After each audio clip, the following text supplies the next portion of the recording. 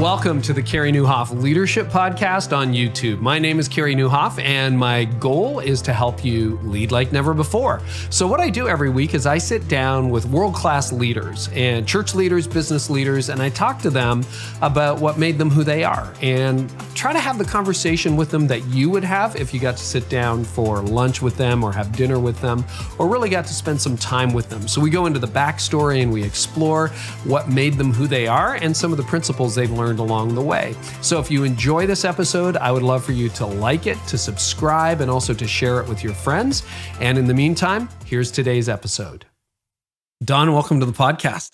It's good to have you. I'm so glad to be here, Carey. Thanks for having me. Yeah. Well, I'm a listener and actually avid consumer. I was telling you, we met before at an event, but I remember where I was when I was reading Blue Like Jazz. It was a week at a friend's cottage, and it was just transformative. And been following everything, including the transformation into Story Brand and then Business Made Simple. Last year, we read Business Made Simple as a team. Brilliant book. Really great book. And thanks for reading it. I think there's a lot of leaders listening, though, and thanks for being willing to go there, who's like, wait a minute, Business Made Simple, Don, Blue Like Jazz, Don. Are they actually the same people? It's been quite the journey. Can you tell us about that a little bit? Well, my wife asked that question, so does she?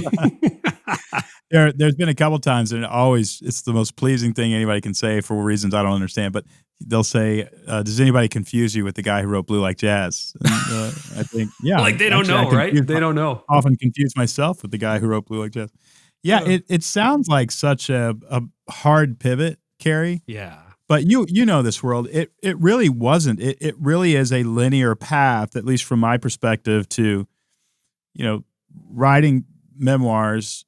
And I didn't go to college. All I had was my experience. I wasn't a theologian. All I had was this experience of having grown up in a Southern Baptist church in Texas, having what I think was a genuine encounter with God, becoming a Christian, and then going off and auditing classes at Reed College, which at the time was the most godless campus in the country.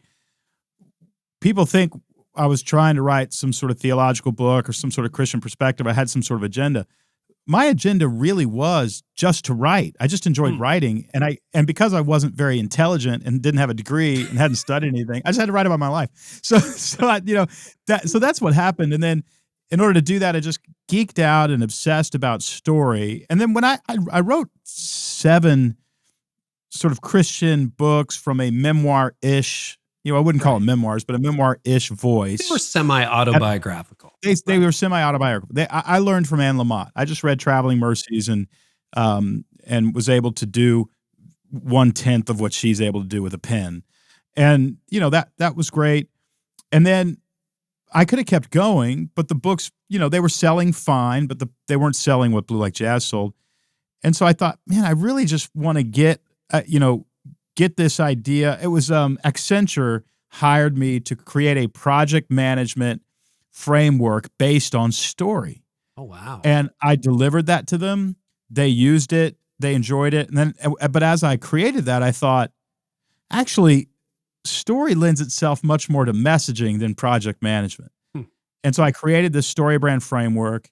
I wrote the book. And I promise you, Carey, I'm writing a book about how narrative structures can be used to filter a marketing message. Nobody is going to buy this book. Nobody. This is my mother, who buys everything, won't buy this one. She'll say, well, I passed on that one. And it ends up selling 600,000 copies. So was that Building a Story Brand, that book? Building a Story Brand. Yeah. So for me, it was really, loving to write and falling in love with words and the process. Writing all those memoirs, then realizing I don't have an 8th memoir. And so taking a break and geeking out on this narrative structure and marketing thing, well, that turned my career toward business writing. My own company, which I never thought I'd own a company, began to take off. And, we're at 30 employees and $15 million or more. And suddenly I've got to learn how to run a company. And so as I try to figure out my management and execution, my cash flow, my marketing, my sales administration, all this, stuff that I didn't know existed, was all very complicated, and business schools I didn't think taught it very well. And what I realized in that process was actually I'm pretty good at taking really complicated things and turning around and explaining them so that people can understand it. And when I applied that to business, it was very fulfilling for me. So now what I do is I just teach small businesses how to grow their business using frameworks that I think are much more simple than those available, in higher education. And so we're really just a blue collar small business coaching company. But that seems like Don Miller, Blue Like Jazz, pivots to business coach seems like a hard pivot.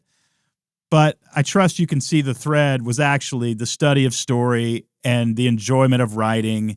And one thing led to another. And it never felt like I was taking a hard right turn to me. Well, to be honest with you, it kind of felt like that to me on the outside looking in, not having a relationship. It felt like a hard right or a hard left or a big pivot. Yeah. But what I love and what we'll spend a lot of time talking about here on A Mission, and what I was absolutely, riveted to see was this marriage of Business Don and Blue Like Jazz Don. Like you got back into a little bit of personal narrative, biography, your own story.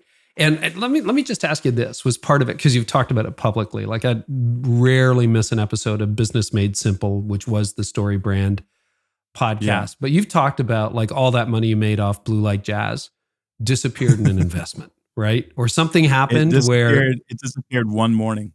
One morning. Oh my gosh. What was it? Bitcoin before there was Bitcoin coin or like what? No. It was, I wrote a film. I wrote a screenplay with two friends. And I'd never done that before. We wrote the screenplay, and in order to produce it, we needed money. And I just happened to be sitting on $350,000 because I just sold my home. So that's $350,000 after taxes, which means $700,000 worth of royalties. Now, I grew up, my mother never made more than $20,000 a year her entire life until the last few years. So I grew up standing in line for government cheese. $350,000 may not sound like a lot in terms of a life savings for some people, but for me at 35, it represented everything. That's a lot of money, dude. And I had paid off my house, and so I sold my house. I went to buy another house. That house was bought out from under me. So I'm sitting on $350,000. And I really believed I could put it into the movie for 6 months, and we were going to get such a good return at the box office that I would make $375 or $400, and at that time I'd know what house I want to buy and get it back. Well, discovered really quickly, and I take 100% responsibility for it. One, I think the movie was good, but even objectively, I would say it was not as good as most movies you can watch on TV or at the theater.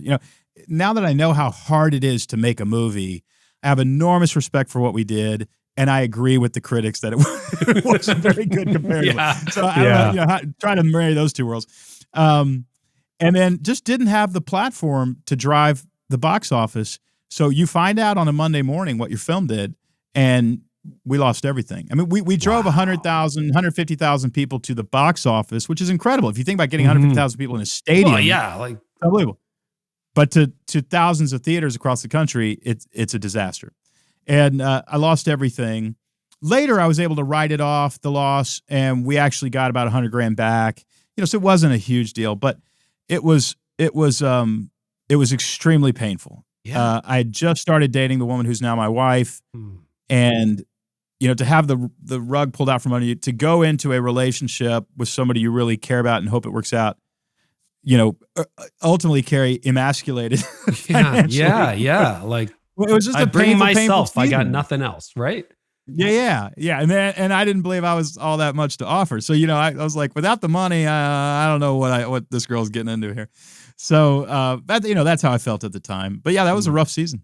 Yeah, I can imagine. And you did simplify the business framework in a really big way for a lot of people. I mean, that book sold really, really well. Our team devoured it and loved it. And again, nobody else on our team has been to business school. Well, frankly, I haven't been to business school. I went to law school and seminary.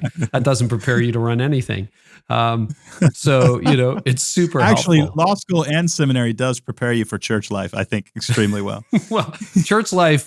All you need is a counseling degree, law school, seminary, counseling degree, and you've got the trifecta. There you go. I'm the worst counselor. Did you do what I asked you to do? No. Okay, we're done. Finished. Thank you. Yeah, we're done. Get out of my office. It's no good. How did you know? Okay, you hinted at it a little bit. I guess it was Accenture that hired you to do StoryBrand. How did you figure out, or was it just really an evolution? Like, okay, I did this for Accenture. Maybe I can help other businesses with it. And did you, because we have it's a leadership podcast. So we have a lot of people who want to get into podcasting, et cetera. Yeah. I'm pulling my memory bank here. And if I got it wrong, just tell me.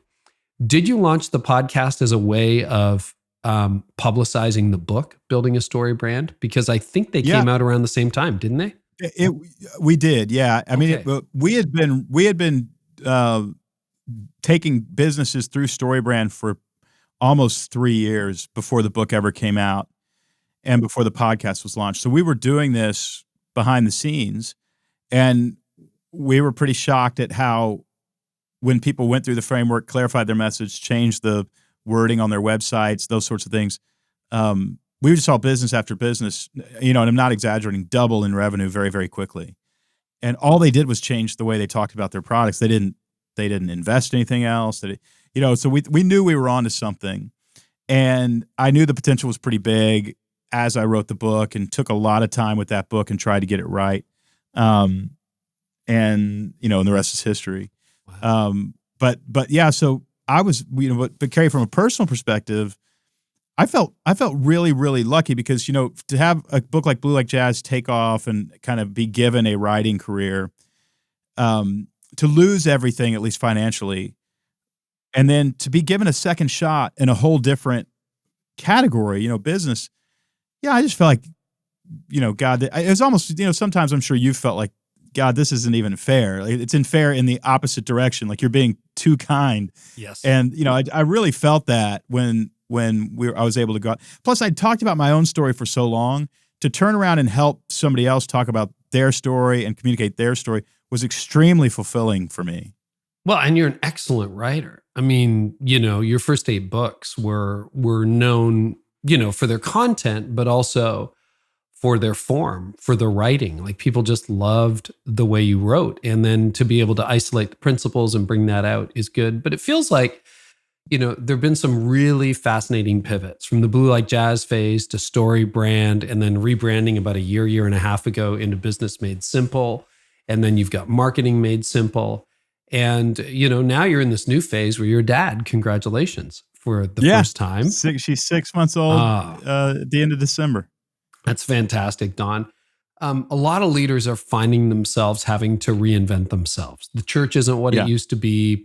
The business isn't what it used to be. We're potentially heading into a third year of crisis and reinvention. What are some principles you've learned about kind of reinventing yourself or taking those pivots along the way? Well, I don't think, I didn't reinvent myself.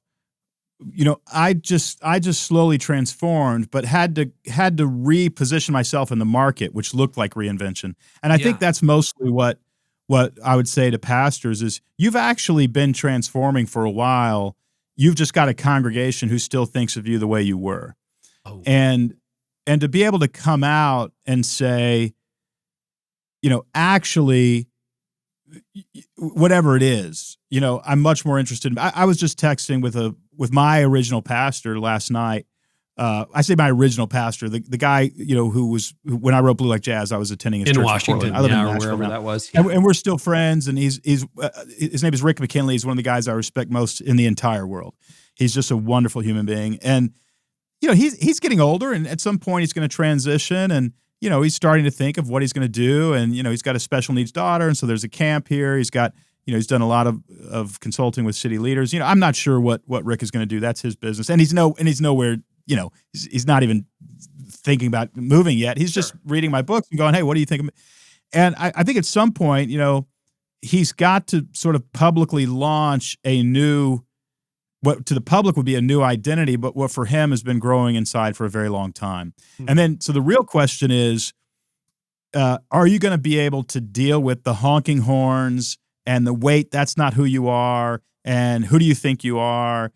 I think there's a 3 or 4 month season where people don't like for you to change, and you've got to weather that storm, and then everybody accepts it, and you can move on with your new identity, which is actually who you are.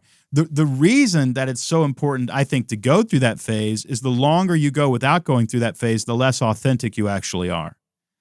Oh. You're now pretending to be the person that you used to be in order to please this congregation. But the truth is, theologically, you've changed. Maybe socially, you've changed. Maybe you used to position yourself as the mentee, but you've really become the mentor. You've changed.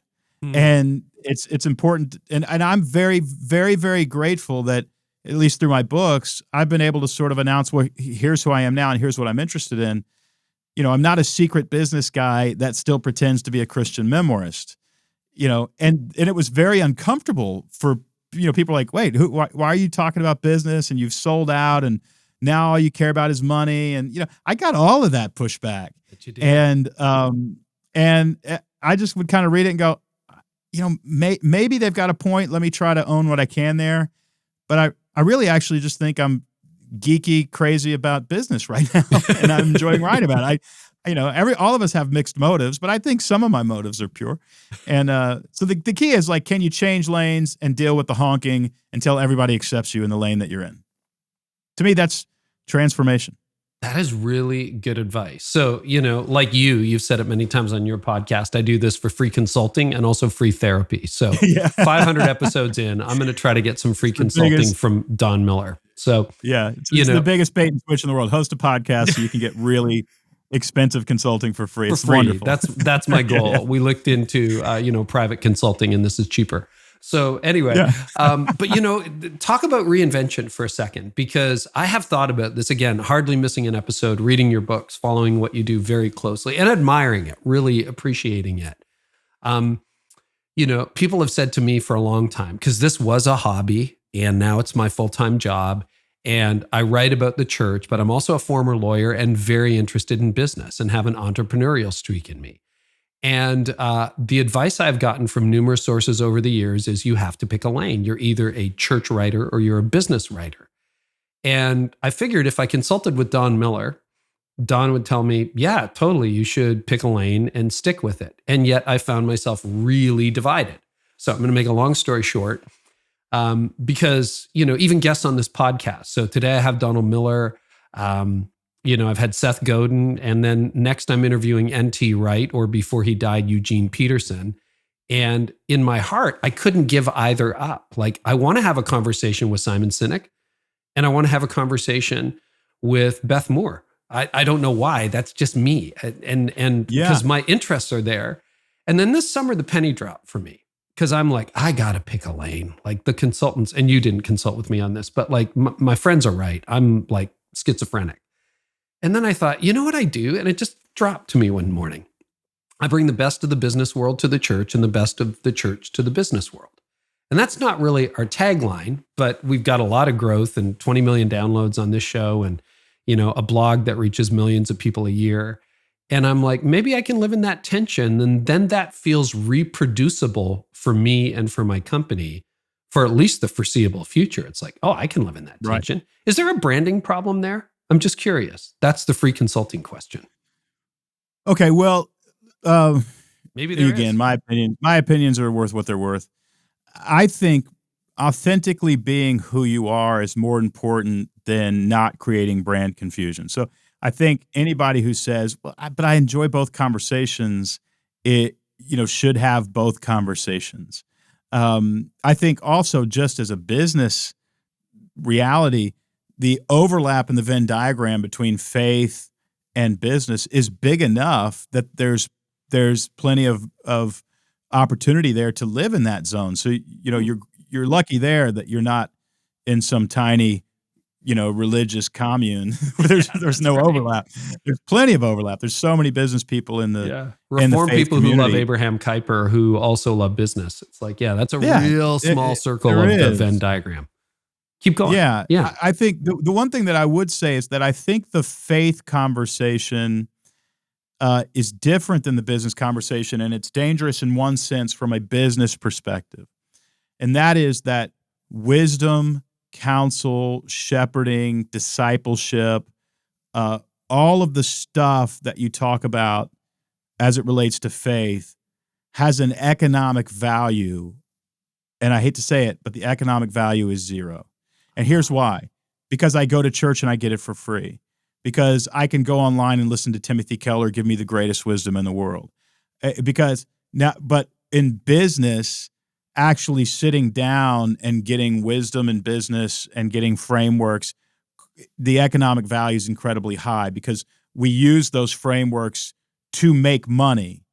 And so a percentage of that money is what is expected for me to pay for those frameworks, but I don't use any faith wisdom to make money. I use it to please God and to honor God, which is more valuable than money. So that I think that's the actual tension, and you'd want to sort of walk that really well.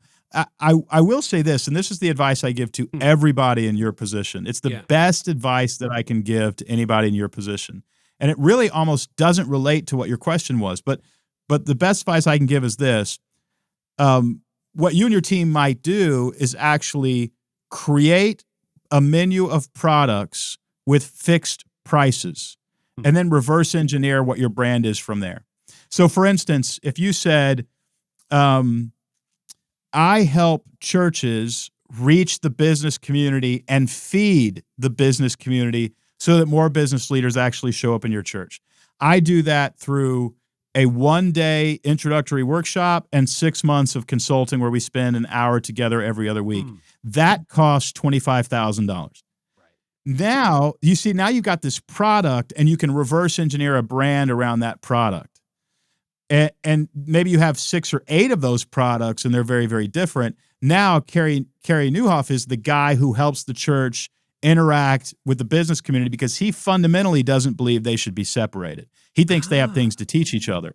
So the problem that he solves is that in my congregation as a pastor, the business community doesn't feel like they play a part or have a voice or have anything to do. In fact, you've got some of the most powerful business leaders in my community, and I'm asking them to volunteer at Vacation Bible School, when these people could literally leverage their power and wisdom to fix Haiti. Right. But I'm not doing anything about it. So that, you've got it. So now you see what I'm saying? So now Carey Nieuwhof solves a problem for pastors and it's worth a lot. The other thing that you could actually say is the opposite direction. So you could say, look, the business community, and I truly fundamentally believe this, the business community has more to learn about content creation and distribution from the church than any other institution in the world.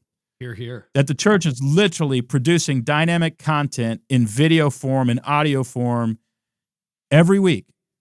And so you could have literally a product called Why the Church is Beating Big Business in content creation and what you can learn from them, and the business community might pay $25,000 for that.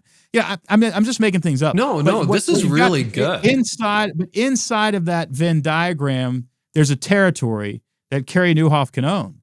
But the only way he's going to own it is actually to create products with fixed prices that solve specific problems that people can actually purchase. And then it's in the marketing of those products that your brand is actually created. Okay, that's a lot to unpack. And maybe we will have a conversation offline. I mean, those are things I'm not currently doing, but I have thought about that. But you're doing stuff that's close enough to it. We are. That, it's just tweaking it a little bit. A little bit. If you had to push me, I would say, like at law school, I did okay at law school, passed the bar ads, which was excruciatingly difficult. But the one thing they never prepare you for in law school or in seminary is how to run a firm or how to run a church. So I could preach, heard that a lot. But I don't know how to lead a. It's what well, you the say. one thing they don't teach you to do in business school is to run a business. Exactly. They No, teach you about trade. You read a paper on trade with China. You learn about the Federal Treasury. You learn about in how inflation. I mean, what of this do I need to know to sell plungers to people? I have no idea. no, you're exactly right, Don. And so I think of myself as filling in the gaps for leaders, particularly leaders. Well, we have, people who lead some very big things too, just when we talk about trends. But it's like, well, let's talk about team leadership. Let's talk about, it's funny because you mentioned marketing products well. So I'm in the middle of writing a marketing course. Don't worry, we're not, you own that market. But like, I want to speak into my niche for it. And I showed my team the outline of it this week. And they're like, this isn't a marketing course. This is a content creation course. And I'm like, well, yes, that's how we built the company. To me, that's the space, because the church has more to teach business about content creation and distribution than the other way around. Wow. I mean, they really do. If you said to, now listen, if you wrote a book called Think Like a Pastor, the one secret to making your business take off: feed your people, prepare your content, and deliver it on a regular basis. I mean, the list just goes on and on. Create community, meet their emotional needs, not just their business needs. I mean, think like a pastor, and who would love that? Oh. Pastors, because you're honoring pastors, and you're honoring business leaders. There's a book idea for you, and you're honoring business leaders, and it's 100% true. I'm going back to the transcripts and downloading. Do you remember Andy Stanley? I was in just before Barack Obama's second inauguration. I don't mean to bring up politics, but I was in the little chapel across from the White House, where before the second inauguration, for some reason, I was invited to sit up in the balcony and watch Andy Stanley preach a sermon to Barack Obama and the cabinet. I mean, there were all of 50 people in the pews, and they were all the cabinet members, the Obama, the family, the vice president's family. That's it. And Andy Stanley gave one of the most memorable sermons I've ever heard, and he's done that 25 times, so that's nothing for Andy. I mean, I shouldn't say that. He works very hard to do that. He does work very hard. But basically what he said was he honored the president, even though Andy didn't want to get into all the political fray, but he honored the president, especially after the shootings at Newtown, when all those children were tragically murdered. He said, you were our pastor in chief. And you could tell the president was really moved and honored by that compliment from Andy. Especially in a world where business leaders, even today I had a conversation about a business leader who is known for standing up into the microphone and talking about the importance of love. And behind the scenes, he's a complete bully. And people don't want to work with him. So this idea of especially with this next generation, you are not going to get away with that. You're not. And, so I love that would be your niche of business leaders have a lot to learn from faith communities. Another resource for you, I can't remember who wrote it. A woman wrote it. It's basically, it reads like a dissertation, but it's a book called Cultish. So she actually takes the Jim Jones massacre and that cult, 900 people killed, all terrible. I'm old enough to remember that. She looks at the dynamics of what made up that cult, and then she lays them over very popular businesses like Peloton and CrossFit, not in a demeaning way. She's not saying these are cults, but she's saying these leaders have created a cultish kind of following.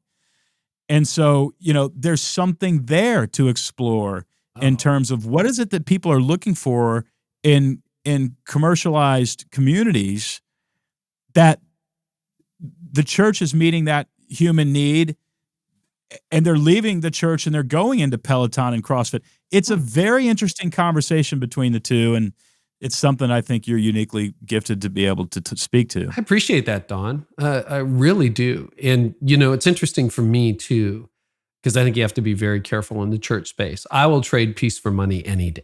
I want to be able to feel good about... And do. Yeah, and I do. I actually do. Yeah, you're right. And we're not hurting, but on the other hand, I could figure out how to scale this a lot faster than it's scaling.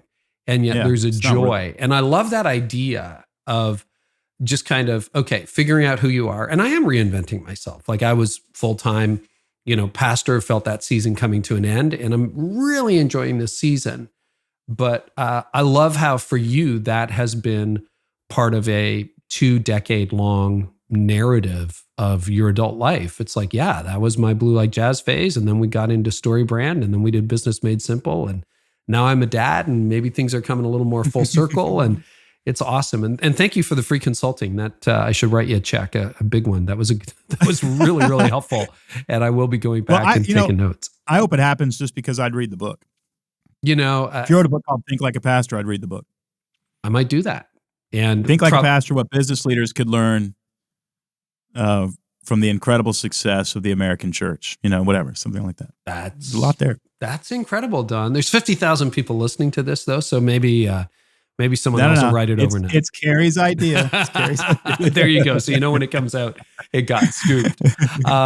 Let's talk about, mistakes business leaders make, because this is not going to get us in trouble because we've been down this road too many times. But I do think that running a church has business-like elements. And, pastoral elements are really good to have when you're running a business. Like if you treat your people like dirt, they're going to leave. And if you treat your customers badly, they're going to leave. But what are some of the business mistakes when you think about your Business Made Simple framework that you see leaders making again and again? I think there's 6 of them. Yeah. And I'm going to go through them as quickly as possible to not dominate the conversation here. But, Business Made Simple is built on the principle that a good business works like an airplane, in the sense that you have the cockpit, which is your leadership, and that business needs to know where it's going. You reverse engineer everything in an airplane based on where you're flying it to. The right engine works like your marketing, or the marketing works like your right engine. It creates thrust that moves the airplane forward. The left engine is your sales apparatus. It increases the thrust. The wings are your product. When you sell them, the airplane gets lift. The body is your overhead. You don't want it to get too big or it will bring the plane down. And the fuel tanks are your cash flow. And if you run out, you'll crash. So if you can manage basically casting a vision for the organization that everybody buys into, that's your leadership. Clarify your message and emanate that message, if you will, through a sales funnel. On the sales side, invite customers into a story. The wings need to be profitable and in demand, or your products are going to crash the airplane. Your body needs to be lean, and the fuel tanks need to have enough cash flow in them so that you have 6 months to circle the airport. So the 6 mistakes you make are: 1, you don't cast a vision that everybody buys into. 2, your message is so unclear, customers don't know why they would come to you. 3, your sales team makes the story about them, not about the customer. 4, your products are not in demand or profitable enough. 5, you spend a ton of money on overhead like fancy office space and swag, and not kept it lean, so your airplane is too heavy. And 6, you spent the money on a bass boat rather than having a security account in case you ran into trouble. Yeah. And those are the 6 reasons that the dominant 6 reasons businesses go down. And if you just manage your airplane well, it will fly far and fast and generate an enormous amount of revenue and profit for you for the life of that business. Yeah, but profitability really hit me with that, because I think I have a charitable mindset where it's like, if we break even, we're good, right? And I realize, even looking back on 20 years of leading the church, I mean, we raised good money and we always, had a responsible debt to income ratio, et cetera, et cetera. But I think about what we might have done if we had done a better job of that. What is the importance of profitability in a business, or even not? Churches don't make profits, but for the church leaders listening, why is taking that a little more seriously? Because a lot of leaders have an allergy to the money side of the business. Yeah, well, if you're in business and you have an allergy to the money side of business, you're not going to be in business for very long. Yeah. So products that are very profitable make the plane much more safe. That's all you have to think about. It's really about safety. It's about the safety of your family and the safety of your team and the safety of that vision that you're trying to accomplish. So profitability is very important. Now, I firmly believe that people don't respect things they don't pay for. Mm-hmm. And so I charge for the products and services that we deliver for two reasons. One, I usually charge 10% of what I think that product will make you. So if you pay me for a day of consulting, I charge you a lot of money, but I only charge it if you can. I charge a lot of money, but I only charge what you can based on whether or not you can 10x what you paid me if you execute on the plan that we come up with together. I also offer a money back guarantee. So if you don't make 10x, I will literally write you a check for every dime that you paid me. Wow. And I've never had to write a check, because I pick and choose the clients that I work with to make sure they can make, literally millions off of what we're going to talk about. So, but I try to run a really healthy profit margin because it allows money to flow through the fuel tank so that we can circle the airport. When COVID hit us, we were 80% dependent on people getting on airplanes and flying to Nashville, and our business was dead in the water. We had 6 months to figure out what to do next. And we were able to pivot our plans so that last year, the year that we got hit with COVID pretty hard, was our best year ever. So, but that doesn't happen unless you really fly the airplane extremely well. I think a ministry mindset when you get into business can really hurt you, because people they respect a ministry mindset in ministry. They don't respect it in business. They don't respect you sitting down and giving them something for free. They don't, they may say they do, but they don't. If you sit down and give somebody some really valuable consulting for free, it's a coin flip whether or not they'll actually execute it. But if you charge them $10,000 for that advice, they're going to execute it. And, because they paid for it, they've got skin in the game. So I'd be really careful about that stuff. And profitability is really, really important. Now, whether or not you're greedy with the money and what you do with the money is a secondary conversation. And, Betsy and I like to live off about 10% of what we make. Wow. And the rest goes into really smart investments, because I got married at 42, I had a baby at 50. I got to be really smart financially with my family, because I'm probably going to leave them, realistically, Carey, I'm going to leave them on the earth for my wife, probably 20 years. And my daughter, 60 years, so I've got to be, this is not a joke to me. I've got to be really, really smart with the finances in order to be responsible as a man to help these women that I love so very much. Not that they can't do it on their own. They can do it on their own. I just don't want them to have to. I want them to be thankful I get for that. Dad. I get that. So, the money is really important. And Betsy and I we live off a lot less than we make. And as long as we keep that, and we give a lot of money away. So, we try to be smart with the money. And I do give a lot of free advice. If you listen to the Business Made Simple podcast, it's literally just me interviewing a small business leader. Yeah. Telling them what to do. So we give it a lot of it away. But at the same time, I think the wings of your airplane need to be big and they need to be light, because that takes the burden off of the right and left engine and takes a big burden off of the fuel tank, and it makes everybody in the airplane much more safe. Yeah, it's a great analogy. So let's talk for a minute about podcasting. A lot of listeners would cross-listen to your show from this show. And and a lot of people want to start their own podcast. So lessons from podcasting, you started it to help support building a story brand all those years ago when you wrote that book.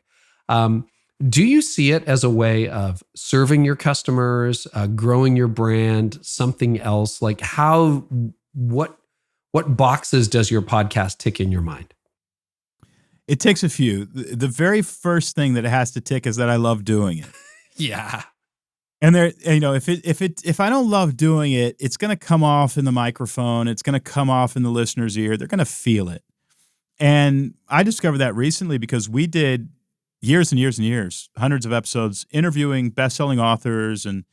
But the thing is, every week I'd be interviewing a best-selling author. I didn't have time to read their book. So I just felt really stressed about and inauthentic about having this conversation. And I said to my producer, what if we just interviewed somebody who has a small business and I just gave them advice on what I think they should do next? And we tried it. And Carey, I just came alive. I just fell in love with the conversation. I couldn't wait to have the next one. And we decided to take a huge risk and pivot away from best-selling authors. And now we're doing about 70%, a dance studio in Salt Lake City, an upstart called Intern University, where they're trying to train corporations on how to deal with interns. a woman who is a facilitator to teach facilitators how to be better facilitators. An upstart clothing brand. Yesterday, I interviewed an upstart clothing brand that's trying to take the money and save a dead language in Guatemala. And just saying, okay, well, let's talk about a sales funnel. Let's talk about a product funnel. Let's talk about streamlining your executive assistant. Let's talk about how to manage your cash.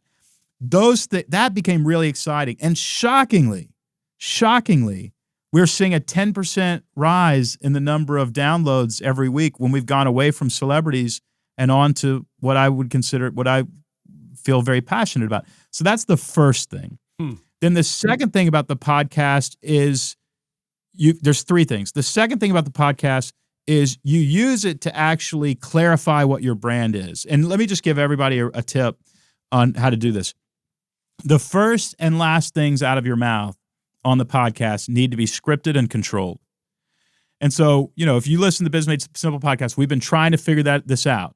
And we think we've landed on it now, where I just say, welcome to the Business Made Simple podcast, where we believe building a small business is a lot like building an airplane. And we list the 6 parts of the airplane, which I did earlier. And then we say, today we're going to talk about the left engine. We're going to talk about sales. I'm talking to a dance studio in Salt Lake City that just hired a sales rep. What should that sales rep do? So we've got this structure, but we know the controlling idea, if you will, is we want everybody thinking of business like an airplane. That's the controlling idea. And we're not just here to have fun, have any old conversation we want. It's got to be within within the box of this airplane that we're trying to buy cognitive real estate in our listeners' brains. Then we end it by saying, thanks so much for listening to the Biz Made Simple podcast, where we believe growing a small business is a lot like building an airplane. We hope that your airplane flies far and fast. So there's a little bit of a propaganda agenda. Sure. Now, the third thing is leads. So at some point, we're going to tell you to go to mybusinessreport.com and take an assessment, and you'll get a report about your business. We're going to mention our dominant lead generator a couple times every episode, and we get 15, 20, 30 leads a day off of that, and then we tell them what we offer and what problems we solve, and they find their products from there. Because it has to, my podcast costs about $3,000 an episode when you think about the full-time staff who are editing it and the equipment that we're using and that kind of stuff. Podcasting does not have to be that expensive, but we've thrown a lot into it. Yeah. So those 3 things are the ththings that I think about when it comes to podcasting. What do you love? Then what is the brand that you're going to build using it? And then how's it going to get you leads? Oh, that's great. So just because this is a great question. People wonder about that. So you get 15 to 30 people a day who are filling out a form. Typically, if you know this number or you're comfortable sharing it, how many downloads an episode would you get in the first 60 days? I've heard numbers that we've got a couple 100,000 people listening per episode. Downloading per episode. So, of that, I think it's in the tens of thousands who are actually listening. And of those, people are downloading My Business Report. But when we first announced My Business Report on the podcast, I think we had 4,000 people go through the assessment immediately. Yep. So it's been a really successful thing. But we will also change the lead generator to make it stronger and to make it better. But essentially that's our ad. We don't have ads on our podcast. Right. We're about to move to the HubSpot podcast network where they will put ads on the podcast. But our only ads are stuff that we do in exchange for an email address so that we can keep in touch with you. We're moving more in that direction in 2022 as well, keeping more spots for ourselves rather than third parties. It's really been great. Yeah. But the reason I asked that question, Don, was I think it's very encouraging for people to know that, okay, we got 10,000, 100,000 downloads per episode, but 15 to 30 well-placed leads are actually success. You have to be able to do something with those, right? We feel really good about that. And of course, it's one of the ways that we get leads. There's also books out there, and then we've got a Facebook ad strategy that we use. It's one of the ways that we get leads. So let's talk about, we got about 15 minutes left. So let's talk about Hero on a Mission, because I think it's a really fascinating book, that wonderful full circle of some narrative, some story, some autobiography, and all the business principles aligned with that. Another like clarification question. So one of the things you've said consistently over the last 10 years is don't be the hero, be the guide. Because the classic mistake that businesses make is look at me. I'm such a great consultant. You should pay me X amount of money. Or, this company was started by my father and now I run the lawn care business. You're like, no, make the customer the hero. You want a green lawn that you're really proud of when you're hosting people on the weekend. So shift the screen view is the way I often think about it. Yeah. But now you're saying, actually, you can be a hero on a mission. So how does that fit together? It's different. Yeah, maybe I wrote them in the wrong order. Building a story brand says, look, as a leader and as a brand, never play the hero, always play the guide. Yeah. Because heroes are having to overcome problems and they need help. And so as a leader, I firmly believe in your messaging, in your marketing, you want to position yourself as a guide in your area of expertise. So Hero on a Mission comes back and basically says how you become the guide is you play the hero for a long period of time. And guides are older, they're wiser, they have incredible experience. We tend to elect people who position themselves as a guide. We tend to buy products from brands that position themselves as a guide. But we truly live as heroes. The reality in the first chapter of the book says that there are 4 characters in most stories, 4 major characters. It's the victim, the villain, the hero, and the guide. And those 4 characters exist in stories because they exist in you. Every day, each of us play the victim, each of us play the villain, each of us play the hero, and each of us play the guide. And the premise of the book is that, if you play the victim, the more time you spend playing the victim, and the victim basically believes they're doomed, that they're hopeless and they're helpless. I play the victim every day around one vice, and it's called sugar. I was on keto for earlier this week. I am helpless against this Reese's peanut butter cup. But what is Don doing when he does that? Well, he's playing the victim so that he can eat the Reese's peanut butter cup. The truth is, I do have the discipline to overcome this, and honestly, on most days, except for Sunday, when I reserve the right to eat one dessert, I mostly do not play the victim. So, the more time you spend playing the victim, the worse your life is going to go. If you play the villain, and the villain's dominant characteristic is that they make others small. So when we gossip about people, when we demean them behind their back, when we attack people, when we try to control people, or when we bully people, we're making them small. And, if you want to do that, you can do that. It's a free country. However, just look at what happens to villains in stories. In stories, people gang up against them, and they try to restrain them because they're hurting people. And sometimes villainous behavior is criminal, and we literally have to put you in prison. I mean, you shouldn't have done that. And that's what happens to villains. Heroes, the dominant characteristic is that they face their challenges and transform so that they can overcome those challenges. So the more time as heroes that we spend saying, look, this is hard, but I'm going to face it, I'm going to be honest about it, and I'm going to do what I can to overcome it. If we have that energy and we approach life with that energy, then we actually do transform into better versions of ourselves, just like heroes do in movies. Once you transform enough, you can actually turn around and help another hero transform. And you get into a space where you actually care more about their story than you do about your own. Parenthood, by the way, is a punctuated evolution into becoming a guide. But that is the dominant guide characteristic. So the whole book is called Hero on a Mission, but the second to the last chapter is about the characteristics of a guide, because that's actually who we become. And that framework is laid over the top of Viktor Frankl's logotherapy.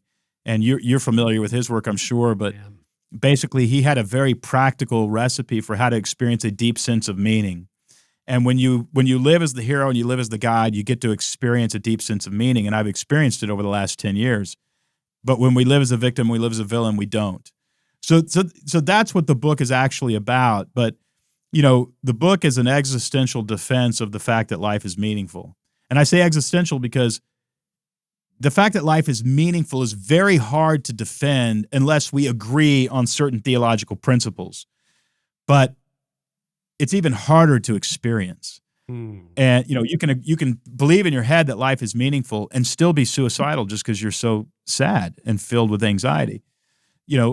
So I'm talking about how do we actually get that sense of meaning into our emotions, and in the book I explain Viktor Frankl's theory of that, and it was 10 years of me trying to do that, and just never really could word it where people could understand it, and finally, with Hero on a Mission, I think I was able to get it down on paper. Yeah, is that mostly in Man's Search for Meaning, Frankl's book, or is it Man's found Search in other for places? Meaning, and then Man's Search for Meaning, of course, is the seminal work.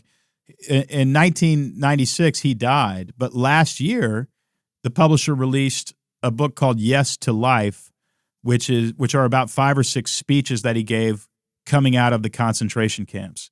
And now this is a man who had come out of the concentration camps only 3 and 4 months earlier and is going around giving speeches defending the fact that life is actually beautiful and meaningful. And he had lost everybody, his wife, his children, his he parents. Lost Tilly, he lost his wife, he lost his baby, he lost his mom, lost his dad, lost his friends, he lost everybody. Wow.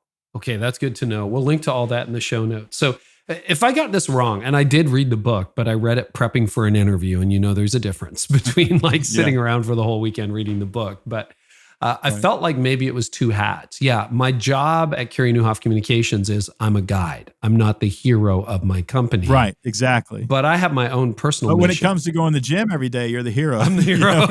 When I go, I'm the hero, right, Don?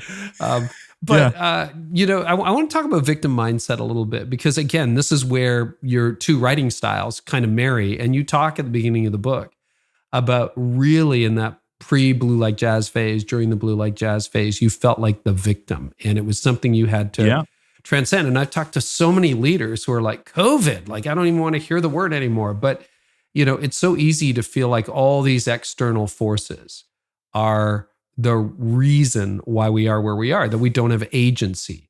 And you talk about agency in the book. So talk a little bit about that season in your life and what was key to what was it like when you were a victim? And then how did you find agency? It was awful when I saw myself as a victim. And it was, looking back, it was a coping mechanism. The way I grew up was pretty difficult, not as hard as a lot of people listening, but it was difficult. Dad split when I was about 2. My mother never made, as I said earlier, more than 20 grand. We stood in line. I was born into the government projects, just a few miles from the government projects where George Floyd was born into.